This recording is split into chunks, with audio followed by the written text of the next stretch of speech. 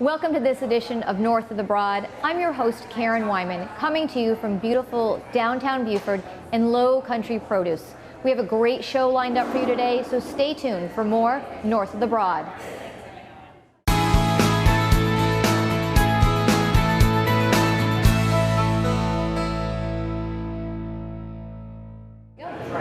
Welcome back to North of the Broad. I'm your host, Karen Wyman, coming to you from Low Country Produce in beautiful downtown Beaufort.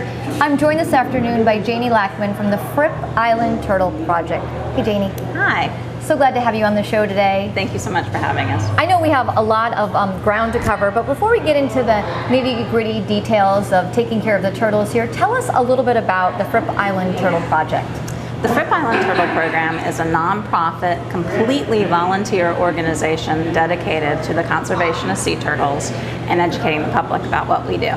So great opportunity for anybody who's watching the show, lives here in Beaufort or even visiting Beaufort, to get to learn a little bit about what they can do to help you and the Turtle Project. Correct. So what do your turtle team volunteers do, and why is this so badly needed? Well, what the team does is we go out every morning very early. We start at 6:30 a.m. and we patrol the beach looking for signs of nesting. Signs of nesting, of course, would be tracks, but at the end of those tracks, we're also looking for a body pit, which is a large area of disturbance showing that she laid. Within that body pit, we're looking for uprooted vegetation, ghost crab activity, any other signs that she may have actually nested. When we find that, then we use a probe stick to determine where the actual nesting cavity is. If the nest is in a valid location where it won't be washed over, then we mark it off and leave it. And if not, we relocate it. Following relocation or leaving the nest, marking it off, then we follow that nest through incubation and hatching. And when you find those nests, those are the little squared off areas that you see if you're visiting Fripp Island or Harbor Island that have been taken care of by your turtle team.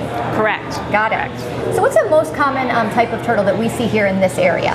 Well, as far as nesting is concerned, the most common turtle that we see is the loggerhead, although last year Fripp was lucky enough to have a leatherback nest, and I know there's one this year down on Hilton Head as well.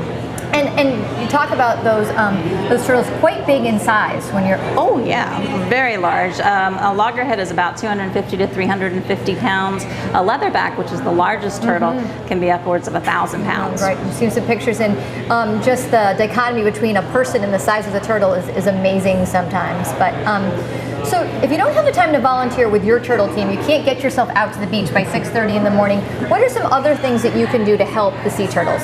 Well, there's some really simple things that everyone can do to help sea turtles. Lights out on the beach. It's really important that we keep our beaches dark for our turtles. The second thing that we can do is make sure that we pack in and pack out. Everything we take on the beach, we take home when we leave. All we want to leave are our footprints, nothing else. It's also really important, as though we have fun digging those big huge holes, we need to fill in those holes so they don't become traps for our turtles. And the fourth thing that we really can do to help our sea turtles is to pick up trash. We want to do that not just for our turtles, but for all of our marine life. Absolutely, I couldn't agree with you more.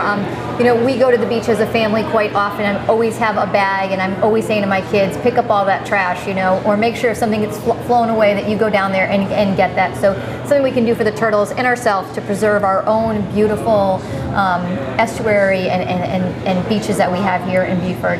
But why are keeping the lights out so important? I know the answer to this question, but some people out there who are viewing may not understand why that's so important. Lights out is just critical, and that means no light on the beach at all. There are actually laws in Beaufort County to keep the lights out on the beach, but the reason it's so critical is now that we have hatchlings, and hatchlings have already started, the hatchlings will follow that light. And the longer they're on the beach, the more of a chance they're not going to make it. They've absorbed that yolk sac, and they have to make that big 3-day swim. If they're walking around the beach and gets disoriented, they're using up all that energy, and they're probably not going to survive. Lights out is also very important for our mama turtles when they come into nest. That's right. Because we want to make sure that they have the space to do what they need to do. If a turtle comes into nest and the lights are on, or people are bothering her, which is also illegal, and she doesn't actually lay, if she's at that critical point, she could drop all those eggs in the ocean. So it's really important. Lights out, lights out, lights out. Right. If there's one thing that you learned from having you here as a guest, lights out, please. So how long is turtle season? You mentioned that we've already started to see some hatchlings, and you've already spent weeks and weeks out there marking nests and protecting those nests that we've talked about. But how long is the season? The season itself is from May to October. As far as nesting goes, typically the mothers start laying in May, and that'll go through typically till mid-August. Hatching will start mid-July and go through till October sometime. So it really is May to October. A long season, yeah. Yes. So if you want to learn more about the turtles themselves and your turtle team, where can the viewers find that information? Well, there's a lot of great information out there. The number one thing I would suggest is to walk with the turtle team, because then you get to see it hands-on and feel the excitement. But if you can't do that, there's lots of things online, websites. We have a website. We also have a Facebook page. Most of the local programs have that as well. I would recommend Sea Turtle Conservancy has a wonderful page. The South Carolina Aquarium has an amazing sea turtle hospital, and you can actually go into the hospital and see the turtles up close. So that's a really great way to do it as well. Wow, we appreciate all this information. I know that you and I could probably sit here for the next 25 or 30 minutes and talk turtle. Of course. But we don't have all that time right now. We would love to have you back as a guest for us in the fall, and maybe you can give us an update on how your turtle season went. But thank you so much for being a guest on North of the Broad this afternoon. And we'll be right back with our next guest this afternoon.